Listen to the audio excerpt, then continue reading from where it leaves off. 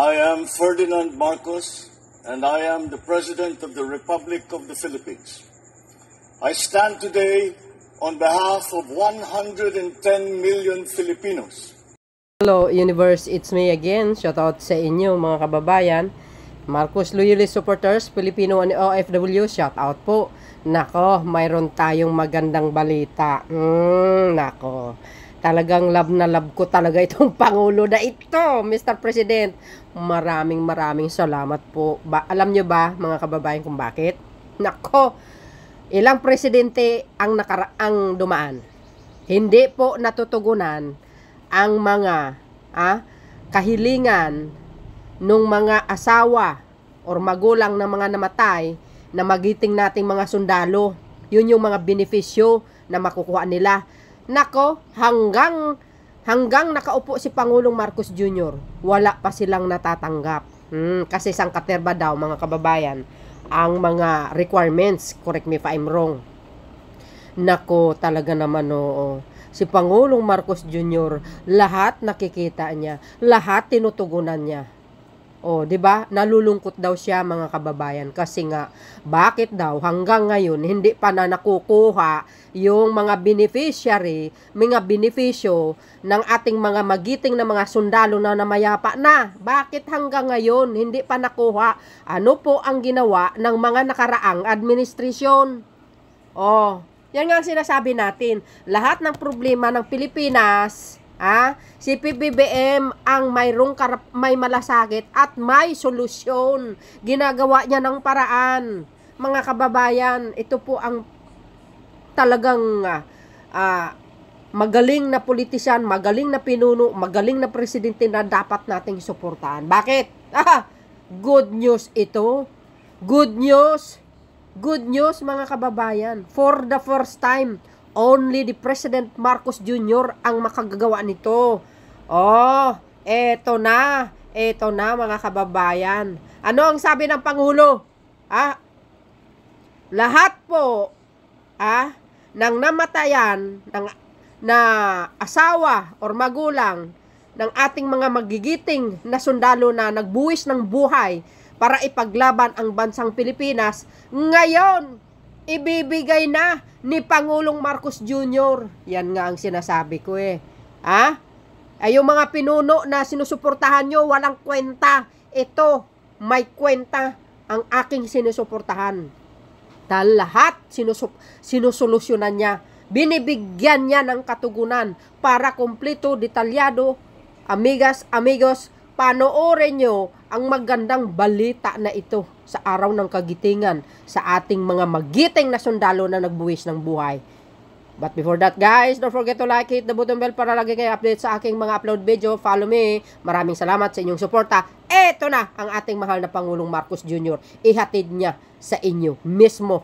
Maraming salamat sa ating Special Assistant Secretary Anton Lagdameo, ang ating Chief of Staff ng Armed Forces of the Philippines, General Romeo Browner.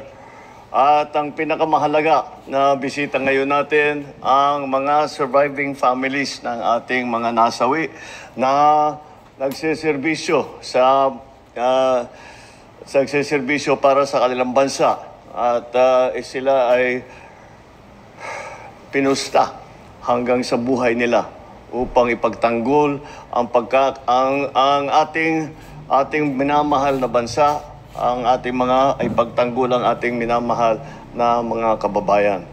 Ay tamang-tama po ang nangyari po rito dahil nung naghahanda po kami para dito sa paggunita ng araw ng kagitingan, ay nasama po sa usapan. At dapat naman kung tayo ba ay nagbibigay ng dangal sa ating mga nasawi na mga kasama, ay kailangan ang ating pangako sa kanila at ay lagi natin sinasabi, kahit ano pang mangyari, ang inyong mga pamilya ay aalagaan natin, hindi po namin pababayaan.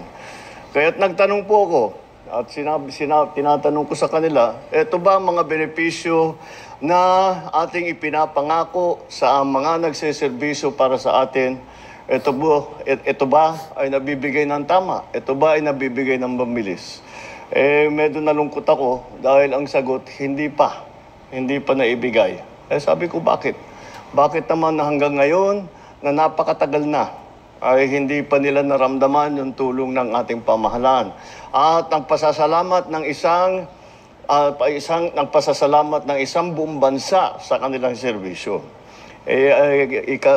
Sabi nila sa akin, masyado kasi mahaba ang proseso, mahaba ang komplikado, mga documentary requirements at kung ano-ano.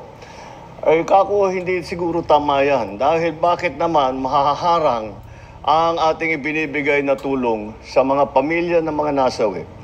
Bakit mahaharang? Dahil masyadong hinihingi na dokumento, masyadong proseso, ang punot dulo ay nagiging masyadong matagal ang pagbigay ng mga benepisyo na ito. Kaya ang aming ginawa ay sabi ko, tayo na ang magbuo ng mga dokumento. Yes! Tayo na ang mag-ayos ng kanilang mga pangangailangan upang maging mas makabuluhan ang ating selebrasyon sa araw ng Kagitingan, upang mas mabibigyan ng kahulugan ang ating ginagawa ngayong araw na ito. Dapat sa araw na ito maibigay na natin. Kaya kayo, mga beneficiaries ng ating mga programa para sa mga pamilya ng mga nasawi habang sila ay nagsiservisyo sa bansa, ay ngayong araw na ito, masasabi ko, maibibigay na namin lahat ng inaantay ninyo na napakatagal. Hindi dapat naging ganito katagal. Yes! At dahil nga nakita ko kung gaano kahirap, hindi pala madali. Ang dami pang kinakailangan kahit na wala na ang inyong mga asawa, ang inyong ama, ang inyong mga kapatid. Kahit wala na, ay marami pang kailangan gawin upang matanggap ang benepisyo na galing sa pamahalaan. Yes! Ngayon, dahil doon, dahil sa President. nakita ko, ako sa kanila, ayusin na ninyo yan para madali ang proseso. Kung nakita naman, basta't maliwanag na KIA ang isang tao at talagang kayo ang pamilya, paano pang kailangan natin gawin? Kaya sisiplehan po natin para po lahat ng mga dapat tumanggap ng tulong sa ating pamahalaan ay mabibigyan kaagad kapag sila ay namatayan, sila ay naabutan ng malas at napunta sa ganyan ang serbisyo ng kanilang mahal sa buhay. Kaya yan po ang ating ginagawa po ngayong araw.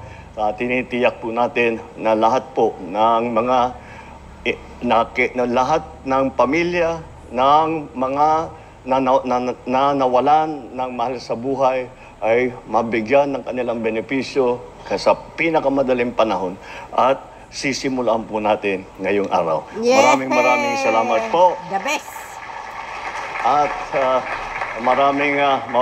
sana ay maging makabuluhan at maging makahulugan ang ating pagdiriwang ng araw ng Kagitingan. Magandang umaga sa inyo lahat at maraming salamat. You see, mga kababayan, anong narinig nyo? Sigurado yan. 101%. Sinasabi ko sa inyo, pag nagsalita yan, siguradong tutugunan yan. Sa dami-dami kasing mga requirements, mga kababayan Di ba? Sangkaterba. So, yun yung utos ng Pangulo. Ora mismo. Yan po guys, sila po ang nagbubuwis ng buhay para sa ating bansa. At lahat yan, mahal nila sa buhay, yung mga benepisyo na para sa kanila, matatanggap nila. Oh, di ba, Chocha? Thank you, Mr. President. Love na love ka talaga namin Napakabait mo talagang Pangulo. Lahat tinutugunan mo sa simpleng mga bagay na talagang importante naman, guys. Kailangan po nila yan Kailangan po nila, no? So, dahil dito, guys, nakaka-overwhelm. Sobrang tuwang-tuwa ako. Dahil itong aking sinusuportahang Pangulo, hindi ako lugi. na ipinagmamalaki ko ito hanggang ako'y magdadala ng tungkod. Oh, di ba? Oh, natural, may mga DDS din. Oh, ikaw. May mga DDS din dyan, kayo naman, oo. Lahat yan, dilaw ka man or DDS, walang problema. Si PBBM wala naman political color yan, guys. Mahal niya kasi ang mamamayang Pilipino. Tingnan nyo, oh, tinugunan niya. Oh, diba? Sabi sa inyo mga bese, kakaiba si Pangulong Marcos Jr. May pusong mamon, may pusong maunawain, may malasakit, mapagmahal sa bansa. Alam naman natin, pinagtatanggol yung bansa natin, guys. Sa mga syekwa. O, diba? Aba, kinausap niya yung batang bulilito. Tingnan nyo naman. Diba guys, ang tuwang-tuwa itong mga ito? Sa wakas, matatanggap nila ang mga benepisyo. Kaya sabi ng Pangulo, nalulungkot siya. Bakit naman? Ay, nako, ano naman kasi ang ginagawa ng mga administration ng nakaraan? Ano bang pinaggagawa nyo? Saan ba nakapukol ang mga utak nyo? Ba't hindi nyo binibigyan ng pansin yan? Problema ng ating mga kababayan na nagbuhis ng buhay na hindi natanggap ang kanilang mga dapat matatanggap. Siyempre, benepisyo, kumbaga, tawag dito, mga pensyon o whatsoever, lahat yan. Bakit si PBBM lang, taga-ayos ng mga gusot ng mga nakaraan? Bakit siya ang nagsusolusyon? Tapos sabihin nyo ngayon, walang nagawa, hindi magaling na Pangulo. Wow! Salita nyo yan kasi kayo, wala kayong nagawa. Kundi kuda ng kuda, sisirain ng Pangulo. O, diba? Sasabihin daw, full of corruption daw ang Marcos administration. Utot nyo! Kwento nyo doon, kay kwento nyo doon sa ICC. Style nyo bulok. Mga papotsutsada nyo para paninira lang. Ay, nako. Kaya guys, wag na wag kayong maniniwala dito sa mga DDS na ito. Okay? Tanda natin, basta DDS ang mag-upload ng videos, peke yan.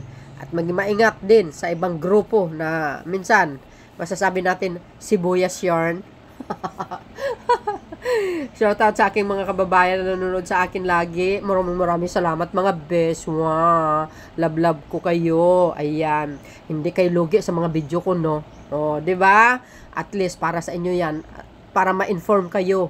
Para sa inyo. Para mayroon kayong alam ano ang nangyayari sa Marcos administration and the rest. Okay? Hindi man 100% guys kasi sa dami-dami po ng magagandang programa ng Pangulo, hindi ko na ma-occupied na mai-upload, pero makikita nyo yan sa iba, no? Pero ang akin dito is mga magagandang programa. Ayan, syempre yung mga lakad ng Pangulo, ayan, lahat yan. Gusto ko lang ma-spread para malaman ng taong bayan na si PBBM ay nagtatrabaho ng husto. Naku, si Lola. Ayan, lahat kayo, yan. Selfie pa more, mga bes. Ayan. Diba, congratulations sa ating mga kababayan. Sa wakas ngayon, matatanggap nyo na ang inyong matagal na hinihintay. Ayan, dapat ganitong Pangulo ang sinusuportahan nyo. Kayo talaga, matalino, mabilidad, maparaan, lahat sinusolusyonan ang problema. Kaya, yung mga gusot ng past administration, si PBBM ang magtutuwid at magsusolusyon at diba? Ang mag-aayos. Wow na wow. So yun guys, maraming salamat sa inyong watching. See you again on my next upload video. Bye. And babos. God bless Philippines.